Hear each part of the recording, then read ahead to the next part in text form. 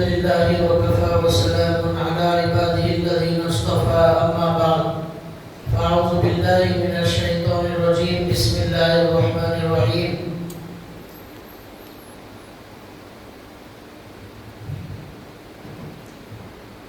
رب اشرح لي صدري ويسر لي أمري واحلل عقدة من لساني يفقهوا قولي سبحانك لا علم لنا إلا ما علمتنا إنك أنت العليم الحكيم اللهم صل على سيدنا ونبينا مولانا محمد وعلى آله وبارك وسلم. محترم دینی بھائیوں، 15 اگست ہمارے قریب جب بھی آتا ہے تو پورے ہندوستان کے اندر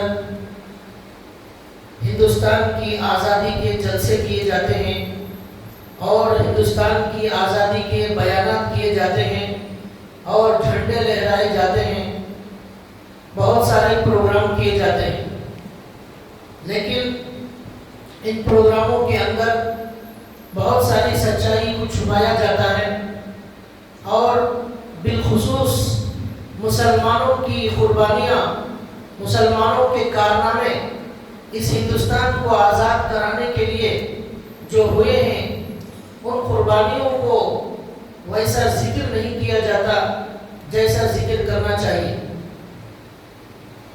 ہندوستان کے اندر سے مسلمانوں کی تاریخ کو مٹانے کے لیے مسلمان محلوں کے ناموں کو بدل دیا جا رہا ہے، مسلمانوں کے ناموں کی گلیوں اور سڑکوں کے نام بدل دیے جا رہے ہیں. اس طرح مسلمانوں کے نام و نشان کو مٹانے کی کوششیں کی جا رہی ہیں، حالانکہ اس ہندوستان کے اندر تقریباً مسلمان نے 800 سال سے زیادہ حکومت کی ہے. بہت بڑی عظیم حکومتیں، بڑی بڑی سلطنتیں اس ہندوستان پر مسلمانوں کی تھی. اسی ہندوستان پر اورنگزیب رحمۃ اللہ علیہ نے حکومت کی، اس ہندوستان پر اکبر نے حکومت کی، اس ہندوستان پر ٹیپو سلطان شہید رحمۃ اللہ علیہ نے حکومت کی، ان کے والد حیدر علی نے محنت کی اور حکومت کی. سراج الدولہ نے اس ہندوستان پر حکومت کی، شاہ عالم نے اس ہندوستان پر حکومت کی، شجاع الدولہ نے اس ہندوستان پر حکومت کی. یہ سب ہمارے بادشاہوں کے نام اور ان کی فہرست ہے جو اس ہندوستان پر 800 سال تک حکومت کرتے رہے. 800 سال کے حکومت کرنے کے بعد آج سے یہ 2026 ہے، یہ 2026 سے آج سے 400 سال پہلے تک مسلمانوں کی حکومت اس ہندوستان پر قائم تھی. لیکن بدنصیبی ہے، بدقسمتی کہیے یا ہمارے بادشاہوں کی کچھ غفلت یا لاپرواہی کہہ سکتے ہیں، کچھ بادشاہوں کی، جس کی وجہ سے اس ہندوستان کے اندر ہندوستان پر قبضہ کرنے کے لیے انگریز لندن اور برطانیہ سے یہاں پر گھس کر آ گیا. میں آج کے جمعہ میں بہت مختصر وقت میں مختصر تاریخ بتانے کی کوشش کر رہا ہوں. بہت لمبی تاریخ ہے جو آدھے گھنٹے میں بولی نہیں جا سکتی، میں صرف اشارے کر رہا ہوں. وہ اس لیے ضروری ہے، ہندوستان کی تاریخ بولنا، آزادی کی تاریخ سننا اس لیے ضروری ہے کہ آج ہمارا 8 سال کا بچہ، ہمارا 10 سال کا بچہ، ہمارا 12 سال کا بچہ، ہمارا نوجوان آج کرکٹ میں کھیلنے والوں کے نام جانتا ہے، کرکٹ میں چھکے مارنے والوں کے نام، اس کی نانی، اس کی دادی کا نام سب اسے معلوم ہے، اس کی بیوی کا نام اسے معلوم ہے. فلم میں ناچنے والے لوگوں کے نام ہمارا 8 سال کا مکتب کا بچہ جانتا ہے. میں ابھی کل ایک مکتب میں تھا، وہاں ایک 8 سال کے بچے کا قرآن سن رہا تھا. 2 بچے آپس میں بات کر رہے ہیں کہ انڈیا کے کسی پلیئر نے آج بہت زیادہ چھکے مارے ہیں اور کسی نے بہت زیادہ رن بنائے ہیں. ان کا نام اور ان کی ہسٹری اور ان کی پوری تفصیل بول رہا ہے. فلاں میچ میں اس نے یہ چھکے مارے، اس نے یہ ریکارڈ کیا. ایک لکڑی لے کر ایک آدمی میدان میں کھڑا ہو گیا، پوری زندگی بال کو مار رہا ہے میدان میں کھڑے ہو کر. اس نے وہ ہمارا ہیرو بن گیا, ہم اس کے فین بن گئے.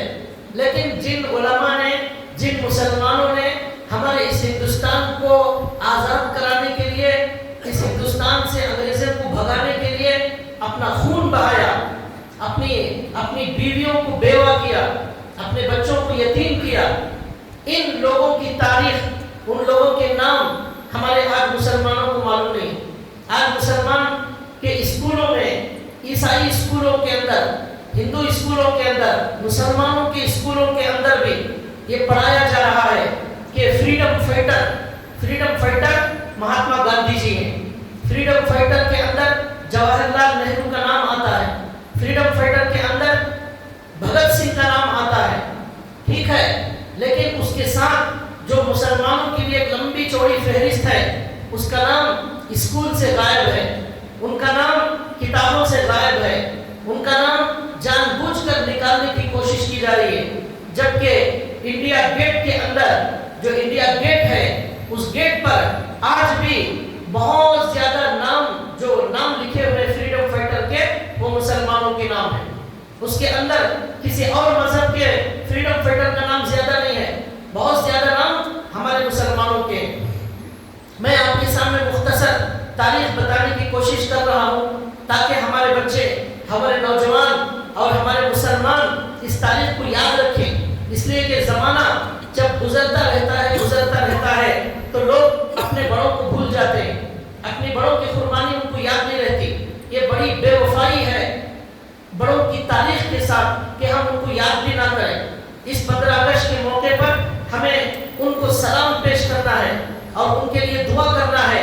ان کے خون بہانے کی وجہ سے, ان کے آزادی میں اپنی جانوں کا نذرانہ پیش کرنے کی وجہ سے آج ہم ہندوستان کے اندر آزادی کے ساتھ اذان دے رہے ہیں.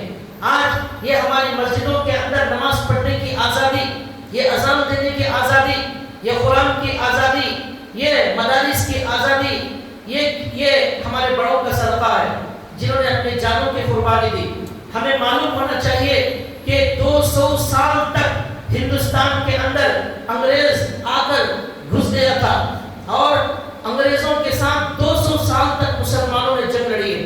200 سال کا عرصہ کوئی معمولی نہیں ہوتا. آدمی 10 سال لڑ کر تھک جاتا ہے, 20 سال لڑ کر ہمت ہار جاتا ہے, 50 سال لڑ کر لوگ بھاگ جاتے ہیں میدان سے. لیکن ہمارے مسلمان, ہمارے اور آپ کے باپ دادا, ہمارے علماء, انہوں نے 200 سال تک برابر میدان جنگ میں انگریزوں کے ساتھ جنگ لڑی اور میدان میں ڈٹے رہے. کسی قیمت پر انہوں نے اپنے آپ کو پیچھے نہیں ہٹایا. اور جب تک انگریزوں کو 1947 میں ہندوستان کو آزاد نہیں کرایا, اس وقت تک ہمارے بڑے, ہمارے علماء نے چین کی سانس نہیں لی, سکون سے کھانا نہیں کھایا.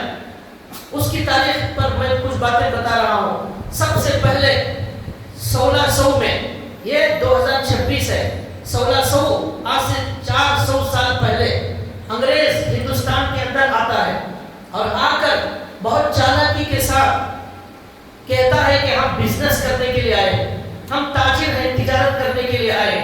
تقریباً 200 کے قریب انگریز پہلی مرتبہ تجارت کرنے کے لیے انڈیا کے اندر آئے. سورت, گجرات کے اندر جو سورت ہے, وہاں انہوں نے اپنی تجارت کا آغاز کیا.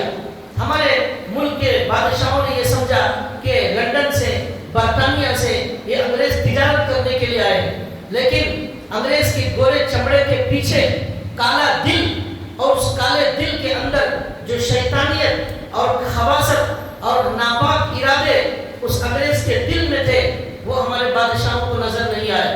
یہ انگریز کی فطرت ہی میں ناپاکی اور مکاری, عیاری شامل ہے. ہم کسی قیمت پر اس انگریز پر بھروسہ نہیں کر سکتے. یہ تجارت کے بہانے آئے اور ہمارے بادشاہوں کو دھوکہ دیا, جھوٹ بولا کہ ہم بزنس کرنے کے لیے آئے. اور پھر تاریخ میں وہ غلطی ہوئی جس کے بارے میں کہا گیا لمحوں نے خطا کی تھی, صدیوں نے سزا پائی. لمحوں نے خطا کی تھی, صدیوں نے سزا پائی. ان کو بزنس کرنے کے لیے کیا چھوڑ دیا, اب ان کا بزنس بڑھتا گیا. ایک کمپنی انہوں نے قائم کر لی ایسٹ انڈیا کمپنی کے نام سے. اس کمپنی کے ذریعے اپنی تجارت کو یہ لوگ دن بدن بڑھانے لگے. تجارت چلتے ان کی تجارت 1600 میں شروع ہوئی 1700 تک ان کی تجارت پورے ہندوستان میں پھیل گئی، اور یہ اتنے زیادہ انگریز پھیلنے، ان کی تجارت اتنی پھیل گئی اور بہت بڑی تعداد میں لندن برطانیہ سے ان کی فوج اور ملٹری اور بہت بڑی تعداد میں انگریز ہندوستان کے اندر ہر جگہ گھس گئے۔ اب اس کے بعد دھیرے دھیرے سب سے پہلے مسلمانوں کو محسوس ہوا کہ ہندوستان پر انگریزوں کا قبضہ ہونا شروع ہو گیا ہے، ہر جگہ انگریز نظر آ رہے ہیں۔ 100 سال لگے انگریزوں کو۔ یاد رکھیے، دشمن ہمیشہ بہت لمبا سوچتا ہے، بہت دور کی پلاننگ کرتا ہے۔ مسلمان جذباتی قوم ہے، وہ 5 منٹ میں بھڑک جاتے ہیں، 5 منٹ میں آف ہو جاتے ہیں۔ وہ بہت دیر کا نہیں سوچتے، بہت دور کا نہیں سوچتے۔ ان کو ایک اعلان کر دیجئے، جوش میں 5-6 ہزار 10 ہزار یہاں جمع ہو جائیں گے اور 10 منٹ کے اندر ایک بہت بڑا ہنگامہ ہو جائے گا، پھر غائب ہو جائیں گے، پھر سالوں تک نظر نہیں آئیں گے۔ یہ جوشیلی قوم بن چکی ہے، ہوش سے کام کرنا مسلمانوں کو نہیں آتا۔ انگریزوں نے 100 سال لیے اس ہندوستان میں اپنے پیروں کو جمانے کے لیے، اور پلاننگ تھی پورے ہندوستان پر قبضہ کرنے کی پلاننگ۔ اس ہندوستان کو جو ہے سونے کی چڑیا کہا جاتا تھا، یہاں سونے اور چاندی کے خزانے دفن تھے، بہت سارا سونا تھا، سب انگریز لوٹ کر لے گئے۔ کوہ نور ہیرا آپ نے سنا ہوگا، وہ ہمارے ہندوستان سے چرا کر برطانیہ میں لے کر وہاں پر چلے گئے، آج بھی وہاں رکھا ہوا ہے۔ یہ ہمارے ہندوستان کے قیمتی خزانے یہ انگریز لے کر گئے۔ 100 سال تک انگریزوں نے اس ہندوستان کے اندر تجارت کی، جال بچھایا، پیر پھیلائے، اپنے آپ کو مضبوط کیا۔ 100 سال کے بعد وہ نتیجے کا سوچتے تھے۔ ہم ایسی پلاننگ نہیں کرتے۔ درخت لگانے کے بعد کوئی درخت 2 دن میں آم نہیں دیتا، 2 دن میں اس کے اندر یہ ترکاری اور فروٹ نہیں آتے، اس کے لیے وقت لگتا ہے۔ اللہ نے بھی زمین آسمان 6 دن میں بنائی، اللہ 6 سیکنڈ میں بھی بنا سکتے ہیں۔ کیوں؟ اللہ نے یہ سبق دیا کہ کوئی بھی کام دھیرے سے سوچ کر سمجھ کر آہستہ کیا جائے، بہت دور تک اس کا جو ہے صلہ ملنا چاہیے۔ تو بہرحال 1700 میں 100 سال کے بعد سب سے پہلے یہاں پر جتنے بھی مذہب کے لوگ ہیں، ہندو، عیسائی، سکھ، سب موجود تھے، لیکن کسی کو محسوس نہیں ہوا کہ یہ انگریز یہاں پر جو ہے ہندوستان پر قبضہ کرنا چاہتا ہے، اس کو کسی کو محسوس نہیں ہوا۔ بعد میں 1700 کے بعد دھیرے دھیرے محسوس ہونے لگا مسلمانوں کو۔ اب اندر سے مسلمانوں نے مشورہ شروع کیا اور کہا یہ تو بہت غلط ہو رہا ہے، اس لیے کہ 800 سال یہاں حکومت کرنے والے یہاں پر مسلمان تھے۔ عیسائیوں کی حکومت نہیں تھی ہندوستان میں 800 سال، عیسائیوں کی نہیں، ہندوؤں کی نہیں، مسلمانوں کی تھی۔ یہ مسلمانوں کی حکومت چھیننے کے لیے یہ انگریز کوشش کر رہے تھے، تو درد بھی مسلمانوں کو ہو رہا تھا، پریشانی بھی مسلمانوں کو ہو رہی تھی۔ چنانچہ مسلمانوں نے اندر سے مشورہ شروع کیا اور کہا کہ اب انگریزوں کو بھگانا پڑے گا، ورنہ کچھ دنوں کے بعد ہمارا پتہ پوری طرح صاف ہو جائے اور یہاں نہ مسجد بچے گی، نہ مدرسہ بچے گا، نہ قرآن بچے گا، کچھ نہیں بچے گا، سب برباد ہو جائے۔ چنانچہ انگریزوں نے جب مسلمانوں نے پہچان لیا تو اس کے بعد چھوٹی موٹی جنگوں کا، چھوٹی موٹی جھڑپوں کا، لڑائیوں کا سلسلہ شروع ہو گیا۔ اس کے بعد 1757 کے اندر سب سے پہلی جنگ بنگال کے اندر ہوئی۔ سب سے پہلی جنگ لڑنے والا انگریزوں سے کون ہے؟ مسلمان ہے۔ وہ ہمارے بڑوں میں سے ہے، کوئی دوسرے مذہب تو کوئی دوسرے قوم کا آدمی پہلی جنگ کے اندر ان انگریزوں سے لڑنے کے لیے نہیں آیا۔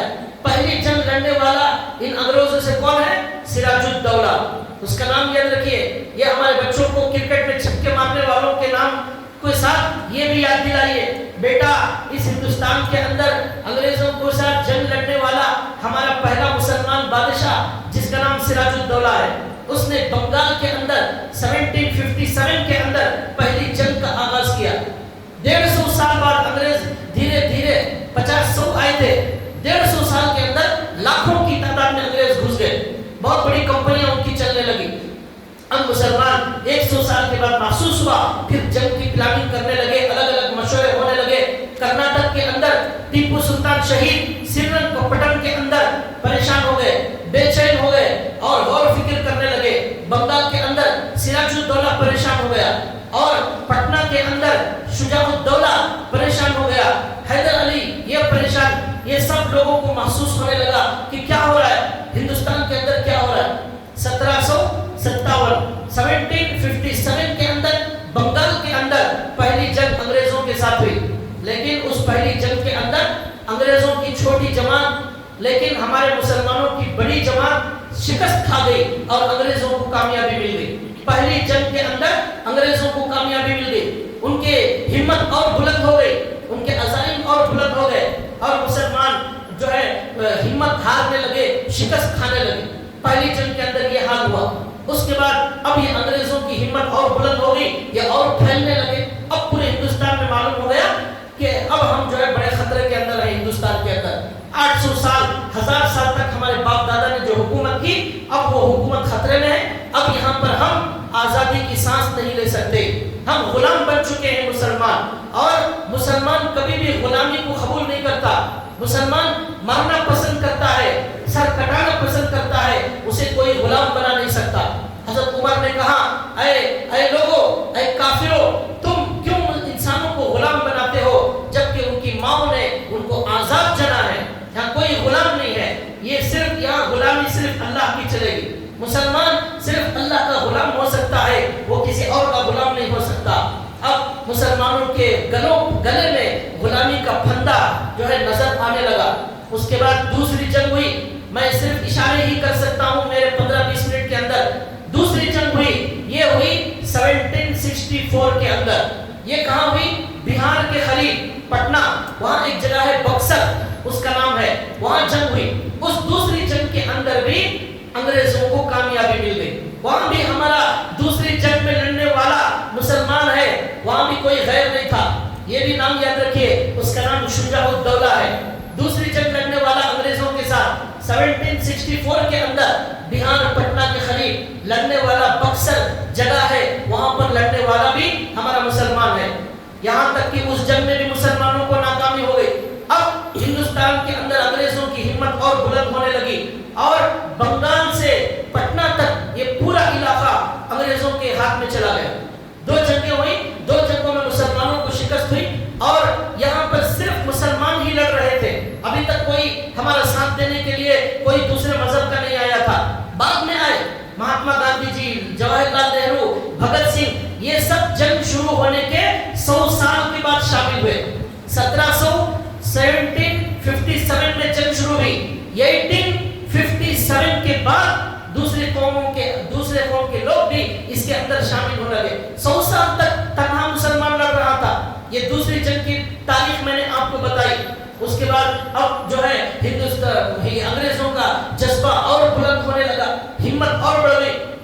अब उन्होंने पूरे हिंदुस्तान के अंदर जायजा लिया तो उन्होंने कहा पूरे हिंदुस्तान के अंदर कोई शेर अगर जिंदा है वो कर्नाटक का श्रीरंगपट्टन का टीपू सुल्तान है।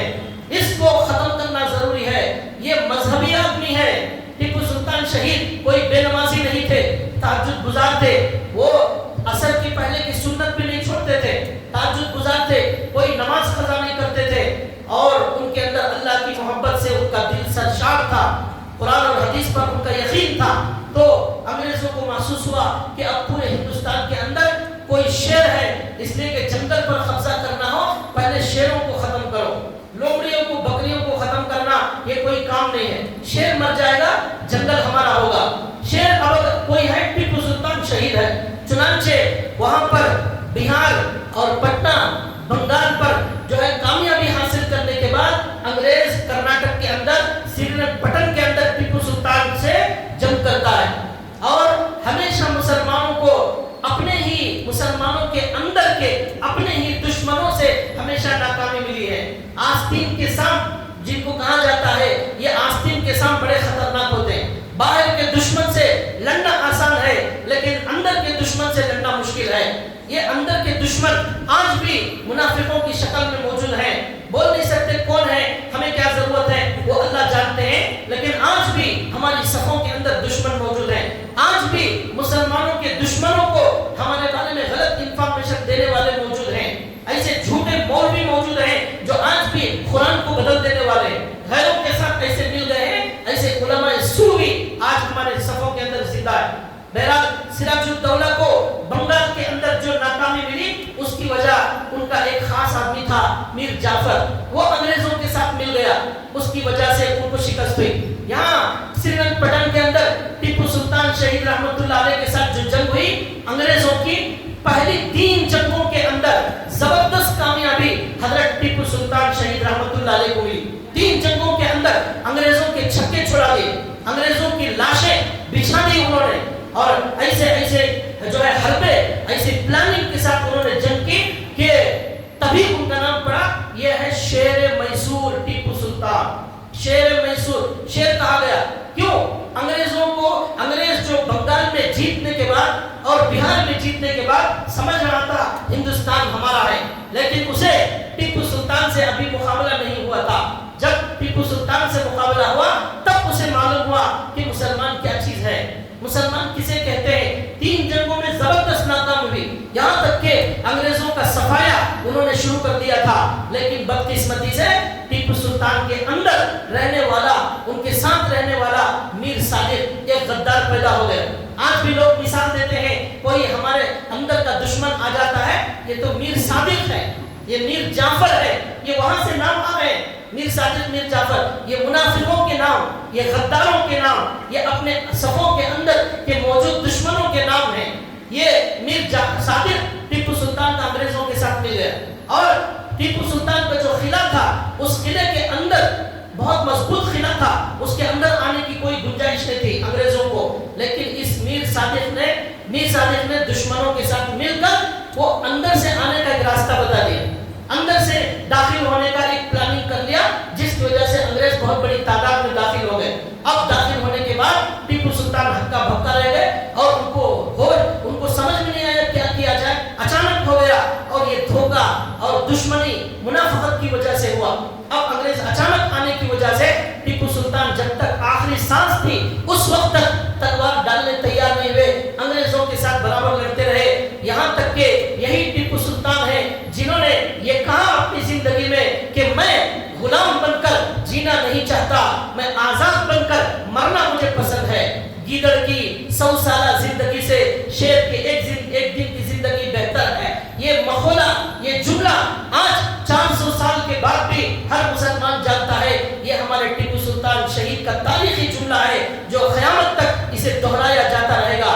یہی ٹیپو سلطان کی جب جو ہے لڑتے لڑتے شہید ہو گئے، ان کی لاش پر قدم رکھ کر انگریز نے کہا آج سے ہندوستان ہمارا ہے۔ ہندوستان پر کیا کہا انگریز نے؟ آج سے ہندوستان ہمارا ہے۔ ٹیپو سلطان کا ڈر انگریزوں کے دلوں میں ایسا بیٹھ گیا تھا، لکھا ہے کہ انگریز اپنے بچے کو ٹیپو کا نام بول کر ڈراتے تھے، سو جا بچے ٹیپو آ جائے گا، یہ بول کر انگریز کا بچہ سوتا تھا۔ ایسا ڈر انگریزوں کے اندر، ان کے بچوں کے اندر ٹیپو کا تھا، لیکن یہ دبدبا، یہ جلوہ ٹیپو سلطان کا کئی سال تک باقی رہا، لیکن 1799 کے اندر ٹیپو سلطان کو شہید کر دیا گیا۔ اب انگریز نے کہا کہ اب ہمیں صرف ایک کام کرنا ہے، وہ یہ ہے کہ ہم اب جب دلی پر قبضہ کر لیں گے، دلی پر قبضہ ہو جائے گا تو پھر پورا ہندوستان ہمارا ہو جائے گا۔ اب دلی کے پاس گئے، وہاں شاہ عالم کی حکومت تھی، وہاں انگریزوں نے بڑی چالاکی سے کیا کیا، کہا کہ وہاں جا کر کہا کہ خلق خدا کی، خلق مخلوق خدا کی، اور سلطنت بادشاہ کی، حکم انگریزوں کا چلے گا، یہ نعرہ لگایا انگریزوں نے۔ بادشاہ سے کہا کہ مخلوق خدا کی اور حکومت بادشاہ سلامت آپ کی، لیکن حکم ہمارا انگریزوں کا چلے گا۔ اب وہ بادشاہ اسے مان گیا۔ اب ماننے کے بعد یہاں پر جو ہے انگریزوں نے حکومت شروع کر دی۔ اب یہاں پر دلی کے اندر دھیرے دھیرے وہ اپنا قبضہ جمانے لگے۔ اب اس کے بعد کیا ہوا، 1803 میں ہمارے ایک حضرت گزرے ہیں سید احمد شہید رحمت اللہ علیہ، بہت بڑے نیک ہستی، بڑے اللہ والے سید احمد شہید، یہ نام بھی ہم میں سے بہت سارے لوگوں نے پہلے نہیں سنا ہوگا۔ انہوں نے 50 لوگوں کی ایک جماعت لی، اور جماعت لے کر وہ پورے ہندوستان کے محلے بستی ہر اسٹیٹ میں جا کر مسلمانوں کو بیدار کرنے لگے، جگانے لگے، اے مسلمانوں، بنگال پر انگریزوں کا قبضہ ہو گیا، اور بہار پر قبضہ ہو گیا، کرناٹک پر قبضہ ہو گیا، دلی پر قبضہ ہو رہا ہے، تم لوگ سو رہے ہو، تم لوگ کاروباروں میں مصروف ہو، تم لوگ کمانے میں مصروف ہو، تمہیں کوئی ہوش نہیں ہے، تمہیں احساس نہیں ہے، آنکھوں کا پردہ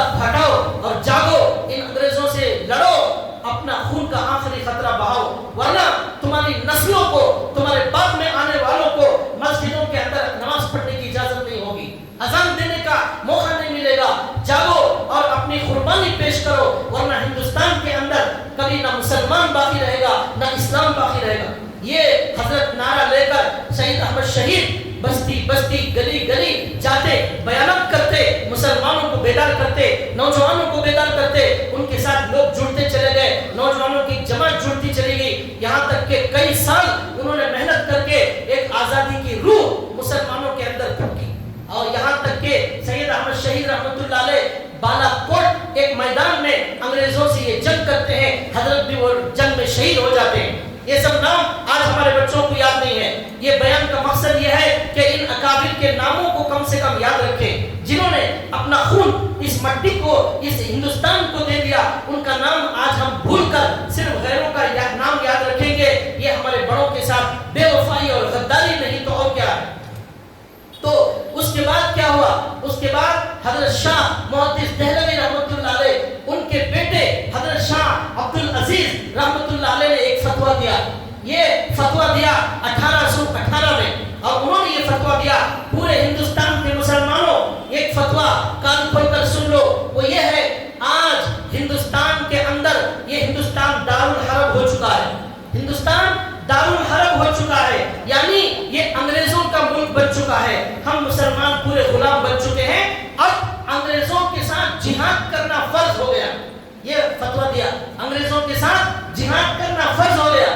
لوگ جہاد کو بدنام کرتے ہیں, جہاد کا نام, جہاد کا مطلب غلط بتاتے ہیں. جہاد انگریزوں کے بھگانے کا نام ہے, جہاد ہندوستان کو آزاد کرانے کا نام ہے, جہاد اس ہندوستان کے اندر انگریزوں کے وجود کو ختم کرنے کا نام ہے, جہاد دہشت گردی کو ختم کرنے کا نام ہے, جہاد ظالم سے انتقام لینے کا نام ہے.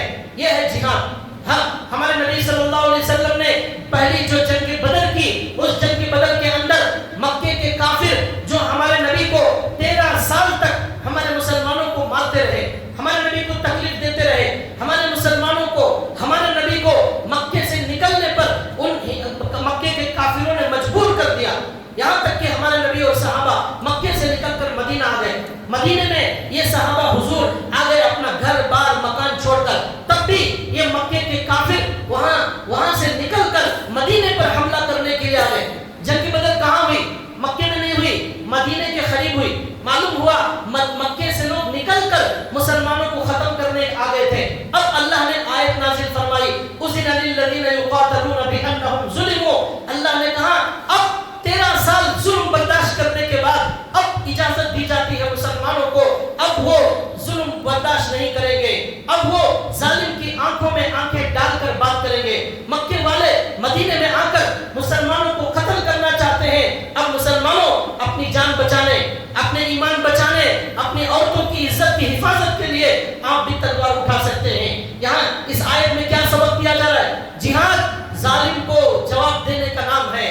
جہاد 13 سال ہمارے نبی صحابہ نے برداشت کیا ظلم, اس کے بعد اللہ نے اجازت دی. 13 سال تک ہمارے نبی اور صحابہ نے تلوار نہیں اٹھائی. کتنے مسلمان شہید ہو گئے, جلا وطن کیا گیا, ملک سے نکال دیا گیا, لیکن تلوار نہیں اٹھائی. تو یہ جہاد کو لوگ بدنام کرتے ہیں, اس کا مطلب معلوم نہیں. یہاں سمجھ میں آ رہا ہے حضرت شاہ عبد العزیز دہلوی نے 1800 ہجری کے بعد جو فتویٰ دیا, اس کے اندر جہاد انگریزوں کے خلاف شروع ہوا. کیوں؟ یہ انگریز ہندوستان کے اندر گھس گئے تھے, ہمیں غلام بنانا چاہ رہے تھے. اب ان کے خلاف جہاد نہیں کریں گے تو کیا کریں گے؟ غلام بن کر زندگی گزارنا تھا یا ان کے ساتھ لڑ کر مرنا تھا؟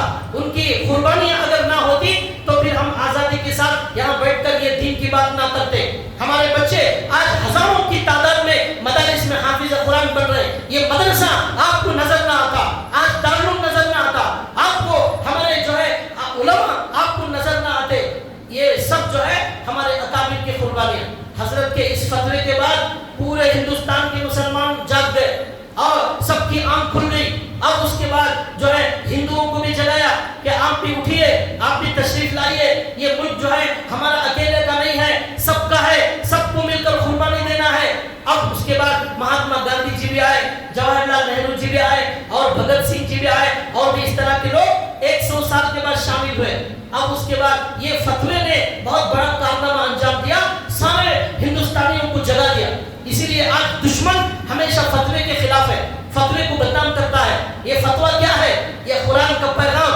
اللہ کا پیغام، یہ نبی کا پیغام، یہ سچا پیغام امت کو دینے والا ہے۔ یہ مفتی کی بہت بڑی ذمہ داری ہوتی ہے، وہ انسانوں کو بتائے گا حلال کیا ہے، حرام کیا ہے، جائز کیا ہے، ناجائز کیا ہے، صحیح کیا ہے، غلط کیا ہے۔ یہ بتانے کا نام فتویٰ ہے۔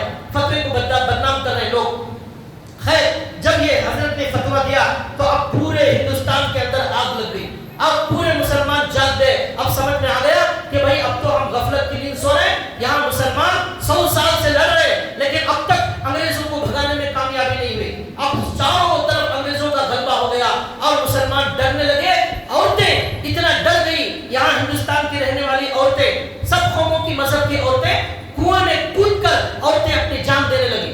کیوں؟ خودکشی کرنے لگی۔ انگریزوں کا ڈر ان عورتوں کے دل میں ایسا بڑھ گیا۔ لیکن ہمارے سب سے زیادہ ہمت اور سب سے زیادہ بہادری دکھانے والے وہ ہمارے اکابر، ہمارے علماء، ہمارے بڑے تھے۔ انہوں نے کبھی ہمت نہیں ہاری، یہاں تک کہ اس کے بعد ایک بہت بڑی جنگ ہوئی۔ یہ 1857 کے اندر اور ایک جنگ ہوئی 100 سال کے بعد۔ یہ بہت بڑی جنگ ہوئی ان انگریزوں کے ساتھ۔ اس کے بعد پانی پت میں جنگ ہوئی، اس کے بعد شاملی کے میدان میں جنگ ہوئی۔ اس کے بعد جو ہے سید احمد شہید رحمۃ اللہ علیہ کے بعد دارالعلوم دیوبند اس کا قیام انہی دنوں میں عمل میں آیا۔ دارالعلوم کا قیام کیوں عمل میں آیا؟ دارالعلوم کا قیام اس لیے عمل میں آیا، ہندوستان کو بچانے کے لیے آیا۔ آج دارالعلوم کو بدنام کرنا چاہتے ہیں۔ دارالعلوم کے قیام کا مقصد ہندوستان سے انگریزوں کو بھگانا ہے، ہندوستان کے اندر جو ہے انگریزوں کے حکومت کو ختم کرنا، آزادی کی روح پھونکنا، یہ مقصد تھا دارالعلوم دیوبند کا۔ جمعیت علماء جو آج موجود ہے، یہ جمعیت علماء بھی انہی دنوں میں وجود میں آئی۔ اس کا مقصد بھی سب لوگوں کو جوڑ کر جمع کر کے ان انگریزوں کو بھگانا، یہ مقصد تھا۔ دو تحریکیں، ایک دارالعلوم دیوبند، ایک جمعیت علماء، انہی دنوں کے اندر وجود میں آئی۔ اب اس کے بعد 1857 کے بعد ان انگریزوں کو معلوم ہوا اب تو ہر ہندوستانی کھڑا ہو گیا ہے، اب تو ہر ہندوستانی کھڑا ہو گیا ہے۔ انگریزوں کی دشمنی، انگریزوں کی نفرت ہمارے علماء نے ہمارے بچے کے دماغ میں بٹھا دی کہ نفرت کرو، انگریز سے نفرت کرو، اور انگریز تمہارے وجود کے لیے خطرہ ہے، تمہارے دین کے لیے خطرہ ہے، تمہارے اسلام کے لیے خطرہ ہے۔ یہاں پر تم محفوظ نہیں ہو، تمہاری عزت، تمہاری آبرو، تمہارے کاروبار، تمہارا جینا، تمہارا مکان سب بک جائے گا اگر تم جو ہے انگریز کے خلاف نہیں کھڑے ہو جاؤ۔ چنانچہ ہر ہندوستان کا جو ہے باشندہ کھڑا ہو گیا، سب سر پر سب نے کفن باندھ لیا کہ اب ہم ہندوستان سے انگریز کو بھگا کر دم لیں گے۔ چنانچہ 1857 سے لے کر پھر دوبارہ بہت بڑی جنگیں ہوئی، اور 1947 کے اندر 15 اگست کو یہ ہندوستان آزاد ہوا۔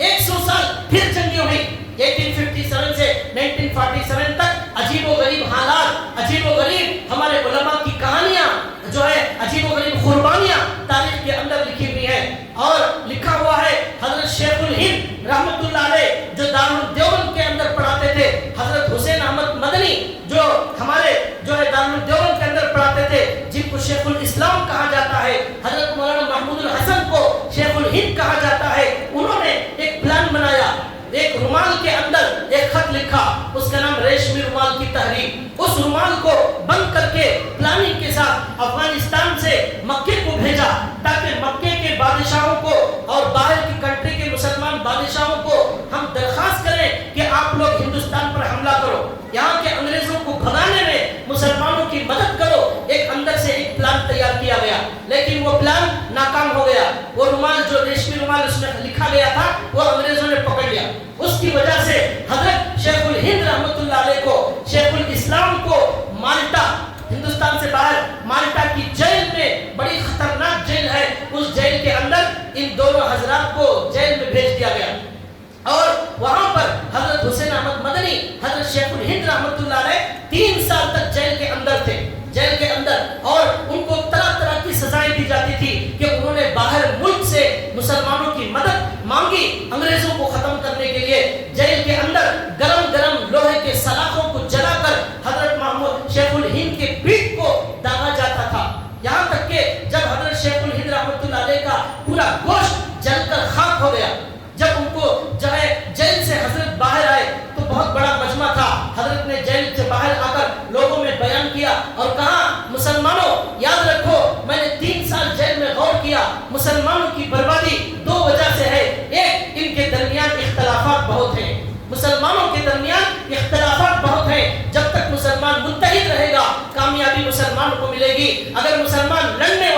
مرنے والا, جھگڑنے والا, دلوں میں کینہ بغض رکھنے والا ہوگا تو مسلمان کبھی کامیاب نہیں ہو سکتا. دوسرا, مسلمانوں کی بربادی قرآن کریم کو چھوڑنے کی وجہ سے ہے, قرآن کریم سے دور ہونے کی وجہ سے ہے. یہ حضرت شیخ الہند نے کہا. حضرت شیخ الہند کا انتقال ہو گیا. جب نہلانے کے لیے ان کو سلایا گیا, پورے گوشت, پیٹ کا گوشت موجود نہیں ہے. شیخ الاسلام جو ان کے ساتھ جیل میں تھے, انہوں نے کہا انگریز روزانہ حضرت کو گرم گرم سلاخوں سے جلاتا اور کہتا کہ یہ اعلان کرو کہ انگریزوں کی حکومت کو تسلیم کرو, انگریزوں کے خلاف فتویٰ مت دو. حضرت کہتے آخری سانس تک یہی بولتا رہوں گا, انگریز کے خلاف جہاد کرنا ضروری ہے, انگریز کی غلامی سے آزاد ہونا ضروری ہے, انگریز کو بھگانے خون کا خطرہ بہانا ضروری ہے. یہی بولتا بولتا مر جاؤں گا. لیکن حضرت نے انگریز کی بات نہیں مانی. یہ ہمارے بڑے ہیں, یہ ہماری تاریخ ہے. اور جو ہے محمد علی جوہر کا نام آپ نے سنا ہوگا. محمد علی جوہر لندن میں چلے گئے, کہا اس ہندوستان کے اندر ناپاک انگریزوں کے قدم موجود ہیں, میں یہاں پر رہنا نہیں چاہتا. لندن چلے گئے, وہاں لندن میں بیٹھ کر انگریزی کے اندر حضرت مولانا محمد جوہر علی خط انگریزی میں مضمون لکھتے تھے, انگریزوں کے خلاف پوری دنیا کو بتاتے تھے کہ ہندوستان کے اندر انگریز کس طرح دہشت گردی پھیلا رہا ہے, کس طرح قبضہ کر رہا ہے. سارے انگریزوں کو بتانے کے لیے خط لکھنے لگے حضرت. اور جو ہے ان کو کہا گیا آپ کی بیٹی بیمار ہے, آپ کی بیٹی بیمار ہے, ہندوستان کے اندر مرنے والی ہے, آپ کو بلا رہی ہے. تو حضرت نے 2 شعروں میں جواب لکھ کر بھیجا. محمد علی جوہر نے لندن سے جب ان کی ہندوستان کی بیٹی مرنے لگی, بیمار ہونے لگی, تو انہوں نے ایک شعر لکھ کر بھیجا, تیری صحت ہمیں مطلوب ہے لیکن اس کو, تیری صحت ہمیں مطلوب ہے لیکن اس کو نہیں منظور, تو پھر ہم کو بھی منظور نہیں. تیری صحت ہمیں مطلوب ہے لیکن اس کو, یعنی اللہ کو, اس اللہ کو تیری صحت منظور نہیں ہے تو پھر ہمیں بھی منظور نہیں ہے. اللہ تیری صحت نہیں چاہتے, میں بھی نہیں چاہتا. یہ انہوں نے لکھ کر بھیجا اور کہا یہ جب تک ہندوستان غلاموں میں کا ملک رہے گا میں یہاں قدم رکھنے تیار نہیں ہوں. پین سے, قلم سے انہوں نے انگریزوں کی پول کھولی, پوری دنیا کو انگریزوں کا اصلی چہرہ بتایا. حضرت مولانا شیخ الاسلام رحمۃ اللہ علیہ, ان کو لاہور, کراچی, یہ سب پہلے ہندوستان میں تھے, لاہور میں جلسہ تھا. حضرت شیخ الاسلام کو کہا گیا انگریز نے آرم جاری کیا ہے, آپ کو جہاں بھی دیکھے گا گولی مار کر قتل کر دے گا. حضرت لاہور کے جلسے میں جا رہے تھے, حضرت شیخ الاسلام رحمۃ اللہ علیہ, تو حضرت اپنے بغل میں کفن لے کر گئے, کفن چھپا کر جلسے میں گئے لاہور کے, اور جلسے میں جا کر انہوں نے یہ شعر پڑھا. کیا کہا, لیے پھرتی ہے بلبل چونچ میں گل, لیے پھرتی ہے بلبل چونچ میں گل, شہید ناز کی تربت کہاں ہے. انہوں نے کہا جب جیسے پرندہ چونچ میں جو ہے کچھ لے کر پھرتا ہے, اس طرح میں کفن لے کر پھر رہا ہوں. کہاں ہے مجھے مارنے والا, کہاں ہے مجھے گولی چلانے والا انگریز, مجھے نظر نہیں آ رہا. اسٹیج پر بیٹھ کر انہوں نے اس طرح بیان دیا. یہ ہمارے اکابر تھے. اور 3 علماء کو جو ہے انگریز نے پھانسی کی سزا سنائی, وہ علماء مسکرانے لگے کورٹ کے اندر. تو انگریز پوچھا کیوں مسکراتے ہو, انہوں نے کہا کہ آپ کو معلوم نہیں, مسلمان جس طرح زندگی سے پیار کرتا ہے اس سے زیادہ شہید ہونے کو پسند کرتا ہے. تمہیں جتنا زندگی پیاری ہے ہمیں موت اس سے زیادہ پیاری ہے. موت تو ایک جو ہے پل ہے جو ایک دوست کو اپنے دوست سے ملاتا ہے. یہ مخلوق کو جو ہے خالق سے ملانے والے کا نام یہ موت ہے, اس لیے ہم ڈرنے والے نہیں. یہ بھائیوں ہماری تاریخ ہے. اور لکھا ہے شاہ بہادر ظفر, یہی جو ہے ہندوستان کے بادشاہ شاہ بہادر ظفر دلی کے اندر حکومت کرتے تھے. ان کو جو ہے ان کی پوری حکومت چھین لی گئی اور ان پر ظلم کیا گیا, اور ان کو ہندوستان سے بھگا کر برما کے اندر بھیج دیا. برما کے اندر وہاں پر ان کو جیل میں بند کر دیا گیا. اور وہاں پر جانے کے بعد ان کو ایک دن ناشتے کے اندر بلایا انگریزوں نے. ناشتے کے اندر ان کے 4 بچوں کے سر کاٹ کر ناشتے میں ان کو دیے گئے. شاہ بہادر ظفر ان کے 4 بچوں کے سروں کو کاٹ کر ناشتے میں انگریز نے دیا اور کہا کہ یہ جو ہے آپ کا ناشتہ ہے. دیکھا تو اپنے 4 بچوں کے سر وہاں پر پیش کیے گئے. یہ انگریز نے ظلم کیا.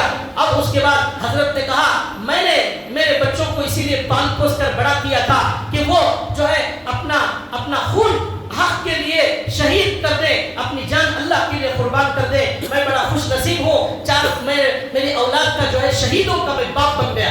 یہ شاہ بہادر ظفر اپنے زندگی کے آخر میں لکھتے ہیں کئی سال حکومت کرنے کے بعد، ہندوستان میں کئی سال حکومت کرنے کے بعد بھی دفن ہونے کے لیے ہندوستان کی زمین ان کو نہیں ملی۔ انہوں نے ایک شعر کہا، کتنا ہے بد نصیب ظفر دفن کے لیے، کتنا ہے بد نصیب ظفر دفن کے لیے، 2 گز زمین بھی نہ مل سکی کوئی یار میں، 2 گز زمین بھی نہ مل سکی کوئی یار میں۔ ہندوستان کے اندر میں حکومت کرتا تھا اور اتنا بڑا بادشاہ تھا، اس کے دسترخوان کا بچا ہوا کھانا کئی غریبوں کے لیے کافی ہو جاتا تھا۔ آج مرنے کے لیے، دفن ہونے کے لیے ہندوستان کی 2 گز زمین بھی موجود نہیں ہے، یہ کہتے ہوئے یہ اشعار پڑھ کر مر گئے۔ اور ہندوستان، دلی کے اندر جو ہے یہ انگریزوں نے کہا جب تک یہ قرآن زندہ ہے، جب تک علماء زندہ ہیں، جب تک قرآن موجود ہے، جب تک علماء موجود ہیں، جب تک مدارس موجود ہیں، ان مسلمانوں کے اندر سے ہم جو ہے انگریزوں کی دشمنی کو ختم نہیں کر سکتے۔ اس لیے انگریز نے فیصلہ کیا قرآنوں کو جلانا شروع کرو۔ چنانچہ 3 لاکھ قرآن کریم کو مسجدوں سے نکال کر، گھروں سے نکال کر، مدرسوں سے نکال کر ان انگریزوں نے جلانا شروع کیا۔ یہ قرآن جب تک ہے یہ مسلمان کو ہم غلام نہیں بنا سکتے۔ پھر انگریزوں نے کہا یہ علماء جب تک زندہ ہے، یہ علماء لوگوں کو صحیح راستہ بتاتے رہیں گے اور لوگ ان کی بات مانتے رہیں گے، اس لیے علماء کو قتل کرو۔ 15 دن کے اندر 2 لاکھ مسلمانوں کو انگریزوں نے شہید کیا اور 50,000 علماء کو ان انگریزوں نے شہید کیا۔ دہلی کے اندر ہر درخت پر ایک عالم کو سولی پر لٹکا دیا گیا۔ چاندنی چوک سے خیبر تک دلی کے اندر ہزاروں درختوں پر علماء کی لاشوں کو لٹکا دیا گیا۔ کیوں؟ یہ علماء جو ہے لوگوں کو انگریزوں کے خلاف بھڑکاتے تھے۔ 40 علماء کو لایا جاتا اور آگ میں جلا کر ان کو بھون دیا جاتا، لیکن کسی قیمت پر کوئی بھی عالم اور ہمارے بڑے انگریزوں کے سامنے گھٹنے ٹیکنے تیار نہیں ہوئے اور ان کے سامنے ہتھیار ڈالنے تیار نہیں ہوئے۔ یہ ہمارے بڑوں کی قربانیاں، یہ ہمارے بڑوں کا خون ہے جو ہندوستان کو آزاد کرنے کے لیے بہایا گیا ہے۔ اس لیے بھائیوں، آج ہمارے اسکولوں کے اندر اور ہمارے گھروں کے اندر ہمارے بچوں کو یہ سبق پڑھانا چاہیے کہ اس ہندوستان کو آزاد کرانے میں آپ جس طرح مہاتما گاندھی کو جانتے ہیں، جس طرح آپ جو ہے جواہر لال نہرو کو جانتے ہیں، اسی طرح آپ کو معلوم ہونا چاہیے سراج الدولہ، آپ کو معلوم ہونا چاہیے شیخ الہند مولانا محمود حسن، آپ کو معلوم ہونا چاہیے شیخ الاسلام حضرت مولانا حسین احمد مدنی، آپ کو معلوم ہونا چاہیے شجاع الدولہ، آپ کو معلوم ہونا چاہیے ٹیپو سلطان شہید، حافظ ضامن شہید، حضرت مولانا قاسم نانوتوی، حضرت مولانا عبد المہاجر مکی اور اس طرح کے بے شمار اکابر اور ہمارے بڑے ہیں جنہوں نے 200 سال تک انگریزوں سے جنگ لڑنے کے بعد 1947 کے اندر رات میں اس ہندوستان کو آزاد کرایا۔ 200 سال کے بعد آزادی ملی۔ آزادی ملنے کے بعد مسلمانوں کے علاوہ جو دیگر قومیں تھیں وہ ہندوستان پر حکومت کرنے کے لیے بڑھ گئی۔ 200 سال تک مسلمانوں نے قربانی دی اور 200 سال کے بعد یہ مسلمانوں کے علاوہ جو دیگر قومیں ہیں وہ جو ہے بڑی حکومت کرنے کے لیے اور مسلمانوں کی ایک جماعت ہندوستان چھوڑ کر وہ جو ہے پڑوس ملک جانے لگی، وہاں ڈر کر جانے لگی۔ تو حضرت مولانا ابوالکلام آزاد رحمۃ اللہ علیہ نے جامع مسجد، دلی کی جامع مسجد میں کھڑے ہو کر یہ اعلان کیا، اے مسلمانوں، اے ہندوستان کے مسلمانوں، تمہیں ہندوستان چھوڑ کر کہیں جانے کی ضرورت نہیں ہے، تمہیں پڑوس ملک جانے کی ضرورت نہیں ہے، تمہارے باپ دادا یہاں پیدا ہوئے ہیں، تمہارے باپ دادا کی خبریں اس ہندوستان کے اندر ہیں، تم ان کو چھوڑ کر کہاں جا رہے ہو؟ اے مسلمانوں، تم اس ہندوستان کے اندر ہندوستان چھوڑ کر چلے جاؤ گے، ان مسجدوں کے اندر اذان کون دے گا؟ یہاں مسجدوں کے اندر نماز کون پڑھے گا؟ یہاں یہ جو تاج محل ہے تمہیں بلا رہا ہے، یہ لال قلعہ تمہیں بلا رہا ہے۔ اے مسلمانوں، اس ہندوستان کو چھوڑ کر مت جاؤ، یہاں سالوں سے محنت کر کے یہاں پر مسجدوں کا، مدارس کا، قرآن کا، اسلام کو زندہ کرنے کا نظام تمہارے بڑوں نے بنایا، تم ان کو چھوڑ کر کہاں جا رہے ہو؟ تو ہم سب نے، آپ نے، ہم نے، ہمارے باپ دادا نے، ہمیں موقع تھا جانے کا لیکن ہم نہیں گئے۔ ہم نے کہا ہم اسی ہندوستان میں پیدا ہوئے، اسی ہندوستان میں مریں گے، ہمارے باپ دادا اسی مٹی سے پیدا ہوئے، اسی میں ہم مریں گے، ہم کہیں جانے والے نہیں۔ یہ ہندوستان ہمارا تھا، ہمارا ہے اور ہمارا رہے گا، اور کوئی طاقت دنیا کی ہمیں ہماری نماز، ہماری اذانوں، ہمارے مدارس، ہمارے دین کے خلاف ہمیں کوئی طاقت روک نہیں سکتی۔ ہم اس ہندوستان میں ہیں، ہماری نمازوں کے ساتھ، ہمارے روزوں کے ساتھ، ہمارے قرآن کے ساتھ، ہم جب تک زندہ ہیں ہماری مسجدوں سے اللہ اکبر کی اذان آتی رہے گی۔ ہم نے بھی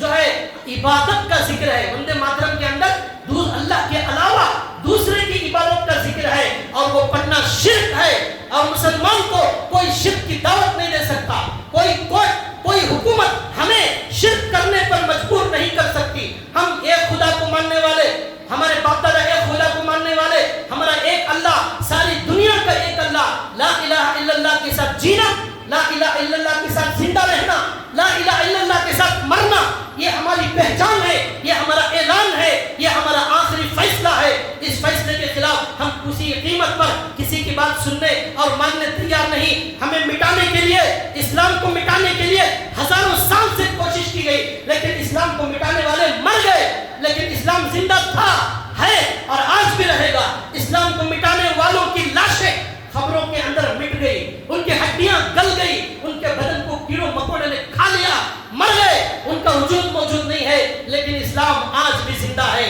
یہ اس جو ہے قدرت، اس اسلام میں قدرت نے لچک دی ہے، یہ اتنا ہی ابھرے گا جتنا کہ دبائیں گے۔ اللہ ہمیں سنی ہوئی بات پر عمل کی توفیق عطا فرمائے، اور ہمیں اللہ تعالیٰ اس ہندوستان کی حفاظت کرنے اور اس کے ساتھ یہاں پر جو ہے اپنے اکابر کی تعلیم کے ساتھ رہنے کی توفیق عطا فرمائے۔ اعلان ہے، دو اعلان